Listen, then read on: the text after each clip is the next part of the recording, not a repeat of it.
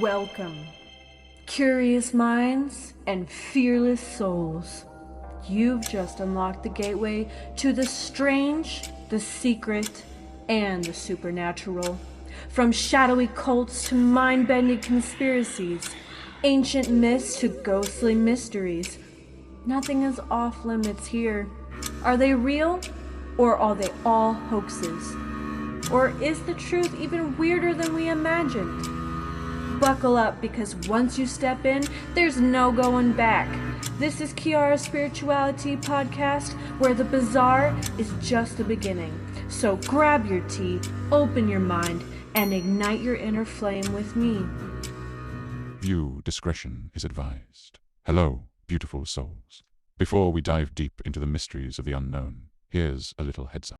This podcast video explores intense topics, unconventional beliefs, and mind-bending theories from the supernatural to secret societies, past lives, and things that go bump in the night. Everything discussed here is based on research, experiences, and personal perspectives. Some topics may challenge reality, question mainstream narratives, or spark wild debates. And that's okay. Take what resonates and leave what doesn't. This is a judgment-free, open-minded space where curiosity thrives. If you are easily spooked or uncomfortable with deep dive discussions on the strange and mysterious, proceed with caution or click away. Now, grab your tea, open your mind, and ignite your inner flame. Let's get started.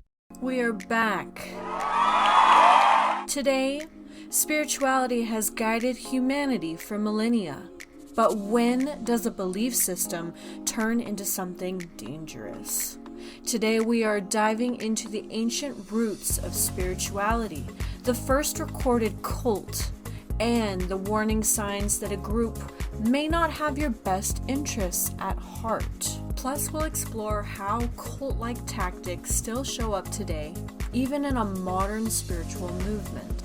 Welcome back to the Kiara Spirituality Podcast. I am your host, and I am drinking some tea today that is a rose blend. I actually have also roses that I got earlier here with me as well.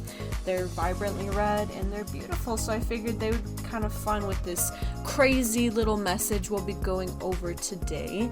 I wanted to give you guys different segments that we'll be going through.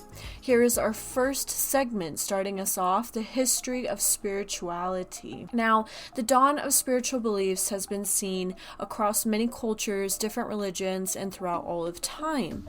Prehistoric spirituality gives us cave paintings, specifically from, I'm going to butcher this and that's okay, Chevet-Lascaux caves. It suggests early humans that engaged in spiritual rituals. Burial sites with objects indicating beliefs in an afterlife. For example, this would be in the Neanderthal burials. The Göbekli Tepe would be a great example of this. Early humans sought meaning in natural events and mortality, leading to spiritual rituals. Ancient civilizations and religions are Mesopotamians, Egyptians, and Hindus who have structured their belief spiritual systems with gods and rituals. The emergence of shamanism, which I talked about in a previous podcast, ancestor worship, and animism in early societies. Then there are the Vedas in Hinduism, about 1500 BCE, as some of the earliest recorded spiritual texts. Mysticism and esoteric practices, some of those can include the influence of ancient mystery schools such as the Orphic Mysteries, the Eleusinian Mysteries, and the Hermeticism. Early astrology, numerology, and divination practices as far back as Babylon and ancient Egypt.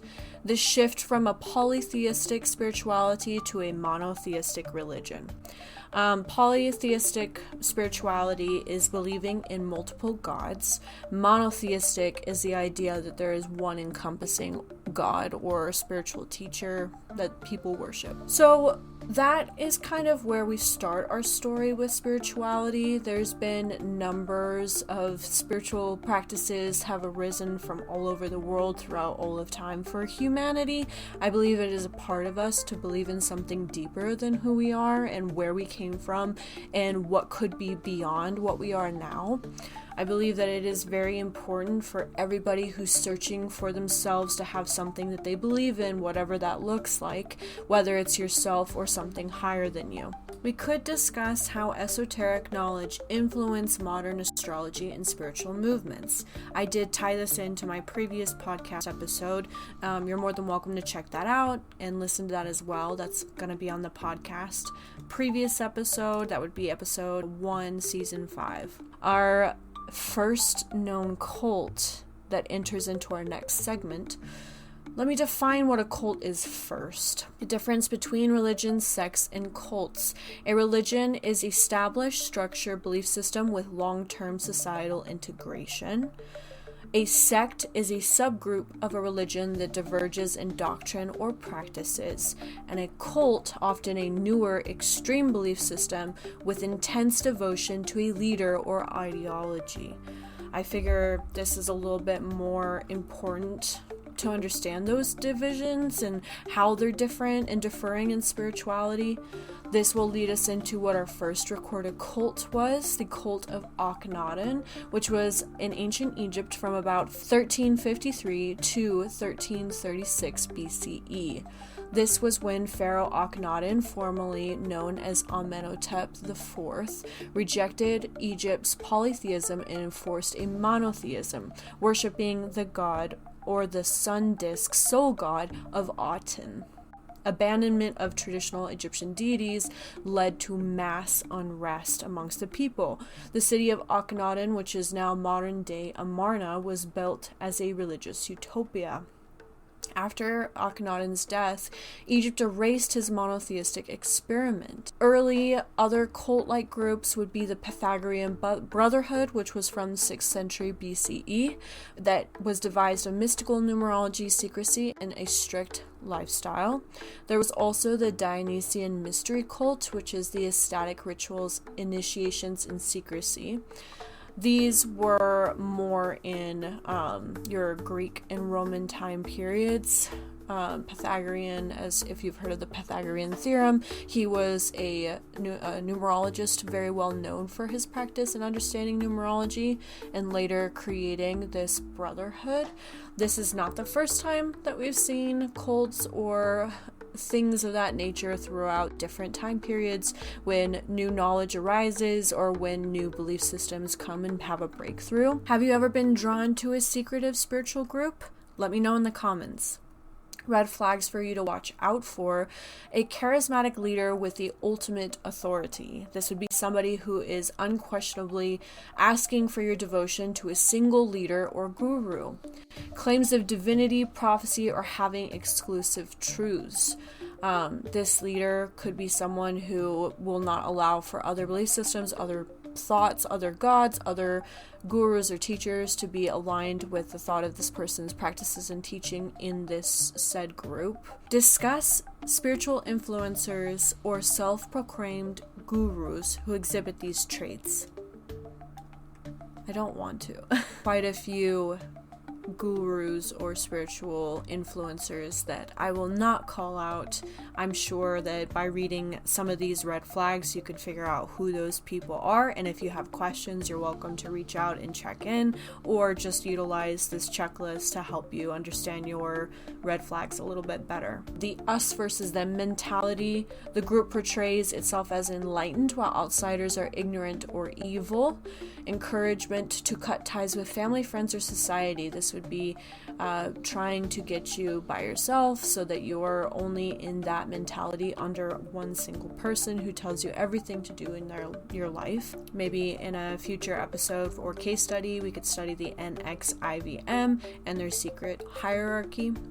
This lays into strict control over the lives, controlling daily activities, food, relationships, and even your thoughts. Pressure to conform, dress a certain way, or adopt specific behaviors.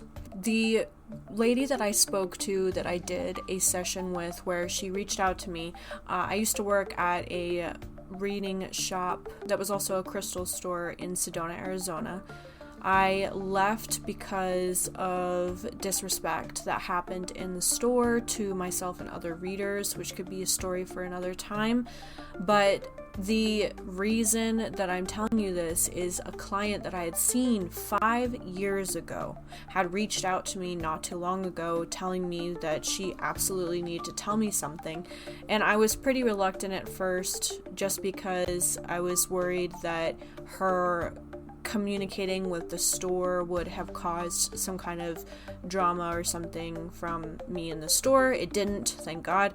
So I took on her session, we talked, and I won't reveal her privacy, but I will tell you that she had experienced our reading, and at the time it didn't resonate, and then she went back and listened to it again after she was going through a spiritual transition in her life, and she mentioned that it inspired her to look for her people and her tribe, and that she had already done a lot of this subconsciously looking for people, but she ended up falling into the wrong group without realizing that it was. And she had asked me a few questions, wanted a checklist of what it looked like, if she was in danger, or if this was a cult-like mindset, which she realized it was. And she wanted to thank me for being someone in her life years ago that had given her this insight to expand her spiritual self, and that she was on that path and that journey, and she wished that she had listened and hadn't gone to some of these other groups because she was looking for herself and didn't know what to look out for to make sure it was authentic. Number 4 is exploitation, financial, emotional, or physical, demanding for excessive donations, unpaid labor, or total financial dependency, encouragement of extreme sacrifices, sometimes under coercion, forcing you to get rid of things or get rid of something that you care about or love or that you appreciate that's a part of your life. I wanted to bring up something that is more of a real life experience, something in modern pop culture today. There's a movie called Midsummer. In this movie, you can see that there are some ritualistic things, whether exaggerated or true. I wanted to compare some of Midsummer's rituals to real life cult practices. Love bombing and manipulation that shows up. The Harga shower newcomers, the Harga is the group in the movie, with warmth and acceptance, similar to how real cults like NXIVM use excessive affection to create emotional dependence. The isolation from society, they live in a remote village, obviously cutting off outsiders, just like in Jonestown, where members were physically removed from the outside world. The extreme rituals in the movie features unsettling rituals like the Stupa, which I am butchering this again, I do not know how to say it properly. Elderly members jumping to their unalivement, resembling a real-life cult that promotes extreme sacrifices. Can you say that on YouTube? Like the Heaven's Gate mass slewer slide. Groupthink and submission. Members blindly follow traditions without question, much like how real cults use peer pressure to enforce the obedience of their following. Number 5 is fear, guilt, and punishment as tools of control. Threats of divine punishment or harm for questioning their authority. This can lead to abuse or those punishments that they come up with. We've seen this in other darker cults as well. Use of shame, public humiliation, or excommunication for non-compliance. So my question to you is, have you ever been guilt-tripped into staying into a group that just didn't feel right? Let's talk about it. I have. And if you want an episode on that, I wouldn't mind sharing it in the future. Secretive or manipulative recruitment tactics, which is love bombing, excessive attention to lure new members, lack of transparency about full beliefs until deeper commitment is made, usually through sacrifice or through an act that would give of servitude to the cult leader. So why am I telling you all of this? I, as a spiritual practitioner, have seen quite a few clients. I've had actually some reach out from over long time periods, wanting to expand their spiritual truths and learn more about their deeper self, looking for some group or their tribe, as we say, or their family or the star seeds, whatever they're looking for, their people. And time again, Because of the rise of the New Age, and because a cult is more and more modernized in belief systems, branching off of maybe a spiritual teaching or a practice or a religion of some sort that's been changed, altered, or transitioned to fit the cult or the belief system of the group better. I'm not saying that all spiritual people create cults at all. I'm saying that I want you to know what to look out for, just in case that you might be getting yourself into that if you're looking for your tribe or your people. The example of some modern day cults that we've seen with these traits I mentioned would be the Heaven's Gate of 1997, a UFO based cult with a mass slur slide. The NXIVM, which is from 1998 to 2018, with secret branding, manipulation, and abuse across different types of abuses.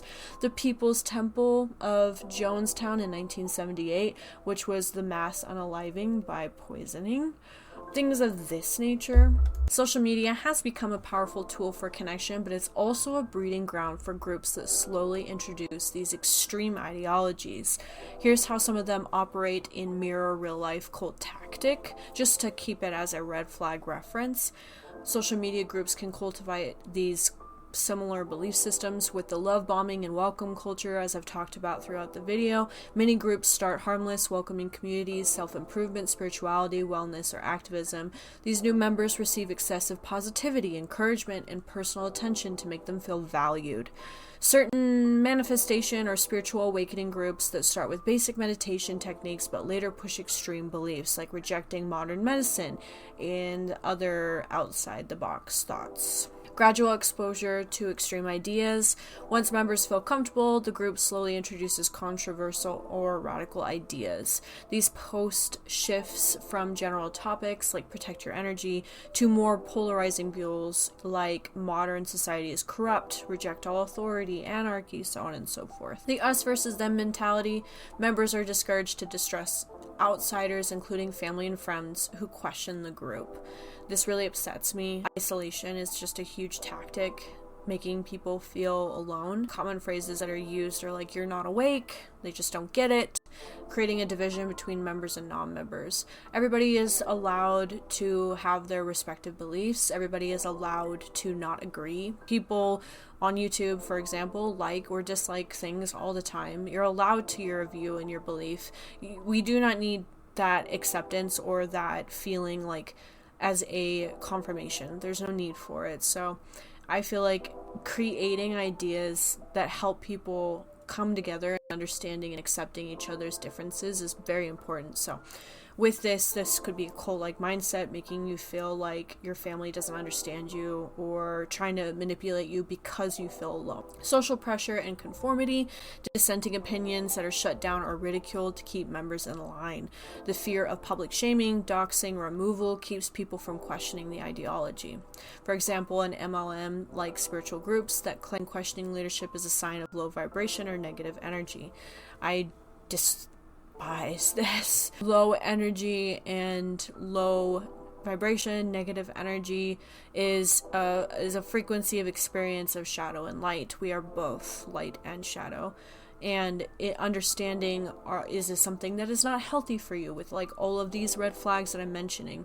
Making sure that you're creating the discernment for yourself and understanding. A low vibrational energy can be used as a term of manipulation. Maybe it's true, maybe you are in a frequency that is lower, or maybe it's being used against you. It's just thinking about how can you raise yourself in your own frequencies for yourself, not from other influences or people who are giving you that influence. Lastly, coming to this part, exploitation. Groups may demand donation, paid courses, or even relocation to the physical communes.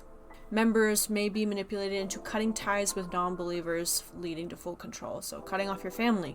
Some New Age influencers convince followers to quit their jobs and give up possessions to join their exclusive spiritual retreat. I think this is debatable, because cults, I feel like if it's something that is sacrificing of your things at home, like materialism and things like that, this is probably more through a belief. But if they're telling you to sacrifice like your job that you thought you loved and your not loving anymore. This is something up to debate. This is something up for conversation. What starts as a harmless online community can morph into high-control belief systems, just like traditional cults.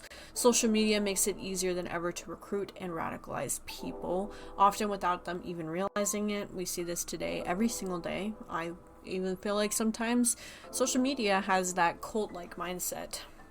Have you or someone you know ever experienced a controlling spiritual group? Let's open up that discussion if you're wanting to share. And then finally, in conclusion, my final thought about this is that spirituality can be a force for growth and enlightenment, but it's essential to stay aware. If a group demands absolute loyalty, isolates you from loved ones, or makes you feel afraid to question, it's time for you to walk away. For those of you who are listening, this is one of my more extreme cases of podcast episode that I want you to think about, love, enjoy, look into. If it resonates, keep it. If it doesn't, let it go. I would love for you to subscribe and follow for more. If you want me to go and do a deep dive into some of these different cults, I would love to share more about some of these cases and talk about it in my perspective based off of what I've read. If you want to share an experience where you may have accidentally gotten into a place where you felt uncomfortable and you want to share your story, I would love to share it or talk to you or listen. This has been Kiara's Spirituality Podcast. I hope that you enjoyed this more informative episode and ignite your inner flame, and I will see you in the next one. By the way, while I'm filming this, it's actually the Leo full moon, and I've noticed that a lot of the energy that the Leo full moon creates is getting big and blowing up and being loud, and I feel like I finally am finding my voice to share with you guys. So I felt really excited for this episode so that I could give you a little bit of perspective from what to look out for and protect yourselves out there. So thank you guys so much. Subscribe for more.